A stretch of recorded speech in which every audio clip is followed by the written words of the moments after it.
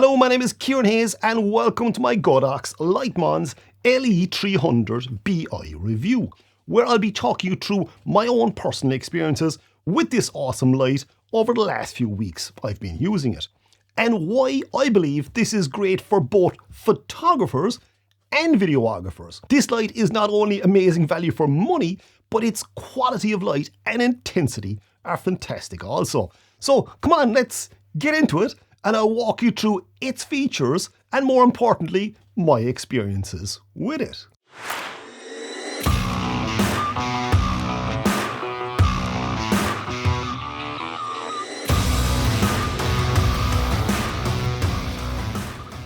Now, for transparency, I should say Godox did send out the Litemons LE300BI to me for this review, but I was not paid to review it, and these are my own honest thoughts on this super bright COB light. So this is what you get inside in the box. Obviously the LE300BI light, you get a really nice reflector and a very nice long mains power lead. And also an instruction booklet, of course. One of the first things I always look at is the price. And the price of the Godox Litemons LE300BI at the time of doing this review was roughly around $300. So it's good value for money. The build quality is truly incredible. I'm going to show you a close-up of the metal case here now. This is not just your token metal case. This is really solid. I mean, that is really and truly incredibly solid.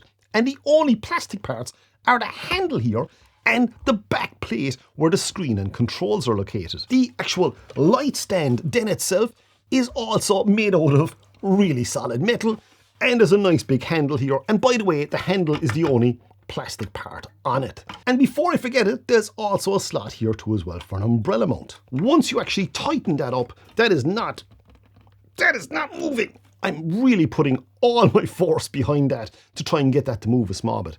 That is absolutely fantastic. If you're shooting this overhead with a very large softbox or something, you can just be very confident the light isn't going to suddenly drop down along. This is an incredibly solid thing. And again, that's something you're not going to see in product images, and probably a lot of reviewers aren't going to talk about it. And it's just a small, stupid thing, but I just genuinely like that. Getting back to the actual back panel here now again, and just continuing with build quality. The first thing is the power switch. There's a really nice, solid rocker power switch on this. There's a really solid, positive click. And again, with the control buttons, they're all big. There's a nice bit of space in between them. Very tactile and very positive, and a nice confirmation click when you press them home. Then we have our dial here, and this is a multifunction unit as such. When I turn the dial, you can see the intensity or the brightness of the light is going up and going down. And then if I press down on the center of it, it'll actually change over. And we can now change the color temperature on the light. And when we're finished that, press it again to bring it back to the intensity again. When you press the mode button, we bring up our special effects. The dial on the right then, as you turn that, it navigates you around the different options. When you press down on the dial, you enter into a specific option. As you can see, dim is highlighted in yellow now, so when I turn the dial, it's varying the intensity of the light. If I press down the dial now, we can now move over to one of the other settings, like the speed or the CCT color temperature. Pressing the mode button again brings you back to the special effects menu, and once more brings you back to the normal setting. Then we have the menu button here. Once I press the menu button, the menu pops up on the screen, and we can move up and down through the menu with the dial itself. Once we find the menu parameter we want to change, you simply just press down the dial to enter it. And the bottom button here then is the Bluetooth button. And finally along the bottom then, we have our mains power input socket. We have our DMX in and a loop through DMX out. And on the bottom then, we also have a USB port, which can be used for firmware updates. Or you could also use Bluetooth to control this unit via the Godox app.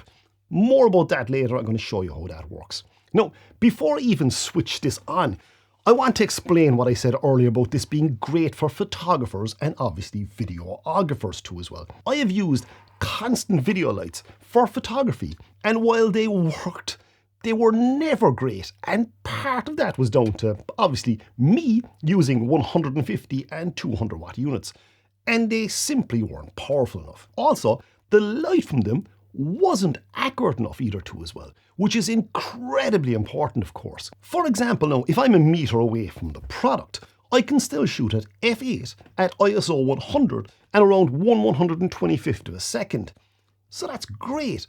Or if I want, I can use a larger diffuser for softer light and still keep my ISO low. So you can still do that with this unit. That's where the 300 watt output comes in. The advantages of this light for us videographers are firstly the colour accuracy. And at CRI 98 and TLCI 98, this light is awesome.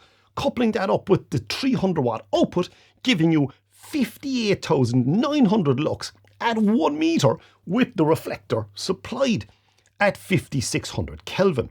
There is a slight change in output power levels depending on the colour temperature you're using in the light, but that's completely normal. Now, if you want to see that slight variation, I'm going to pop that up on screen here so you can pause the video and have a look through those. Speaking of colour temperature, this unit has a range of 2800 Kelvin to 6500 Kelvin, which gives you great flexibility to match ambient light in a scene or something on set, or for a bit more creative lighting in the background. Then we have this Bowens Mount, which is again huge, as this opens this unit up to a massive selection of third-party modifiers. And you can choose from softboxes, beauty dish, lanterns, whatever you want. If you're like me, you're probably not into the gimmicks, but there are a few things on your shortlist for a real good light. And mine are the light output, of course, and the quality. That has to be primary concern.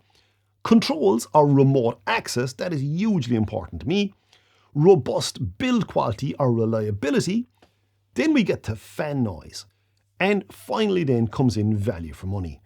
Everything else after that is a bonus. We already talked about the light output quality. Let's just tick that box. Like, this unit is brilliant from that perspective. Looking at control now, and we have a few different options here, as we can use Bluetooth with NFC one-tap pairing, and we also have the DMX control ports too, with a loop-through output. You can also control the FX modes via Bluetooth. I'll show you all that in a few minutes though. Robustness is next on the list.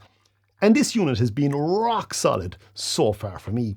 And as I say rock solid, the one thing I haven't mentioned yet is its weight. And this beast of a unit weighs in at 2.9 kgs. And a good bit of that weight is coming from that seriously strong metal body, which all helps to reinforce this unit should last a long time yet. This brings us to fan noise now, and as I shoot my YouTube videos in a small studio here, fan noise is a pet hate of mine. The LE300BI has an ultra quiet fan though, with a few fan modes. I'm going to let you hear them now in a couple of seconds, but first I'm going to explain them. We have fan off, auto, medium or high. Fan off seriously limits the output power of this unit, as with the fan off, we're also seriously limiting the cooling power too. It only goes up to 10% of the light's output power. Auto has the fan on low power up until the 10% mark. Once you go over that, the speed and noise increases. So for shooting in small rooms, below 10% for me is fine, or using fan off mode, all the better. Medium power again limits the output power to 70% of the light's output power. And high output mode puts the fan on full power and the output power is not limited in any way. So let me show you what the noise level is like now. So this now is the light on and it's only on 1%. There is absolutely no fan noise whatsoever coming through. But if I bring the power up past 10%, that's our fan noise kicking in. But if I go back down below 10%, if I go to 10% or below, that's it. And this is the unit set to medium power now, and again it only goes up to a maximum of 70% brightness. Next we're going to pop it onto high power mode. So this now is high power mode, and this is the unit at 100% output. And I can even feel it starting to get hot here, so I'm going to move my hand back a small little bit. If I bring it down below 10%, so if I go all the way back down now again, even on high output mode, there we go, the fan noise drops down along again. So that first 10% is your real ultra quiet mode. But as soon as I go up along, the fan kicks back in along again. So I have the LE300BI connected to my phone here now. So I'm going to show you how simple it is to control it via the Godox app. Firstly, we've got our color temperature above and top, so I can vary the color temperature up and down to whatever setting I want. And I've also got the intensity, so I can vary the intensity here just by moving the actual sliders, the intensity slider up and down. Then we have the FX modes here. So if I click on FX, you can go flashing light. You can vary the intensity of the flashing light up and down. You can adjust the color temperature too as well, obviously enough, and this speed, as in how often it flashes. More frequently or less frequently. And we can go to lightning, which is going to simulate lightning for you. And again, you have all your controls, flash times, frequency, CCT, and intensity there again. And then we have cloud, so we can, again, it's vary the intensity. We've got the dim ratio and the speed here. Then we have our broken bulb, so it's going to flash on and off. Again, we can change all these different settings, speed, CCT, and intensity. And then we have TV. So putting on the TV, that's going to cause the light to flicker up and down to simulate a television inside in the corner of the room. We can go back here again. We've got our candlelight. Again, that's going to flicker up and down. We can adjust the speed too as well. And we can go on here then for fire, again to simulate the effects of a fire. And we have fireworks, which is going to cause flashing and kind of bright explosions and coming back down again like a firework. Again, we've got our speed, we've got our embers, and we've got our intensity. Then we can go to explosion, which again, similar effect.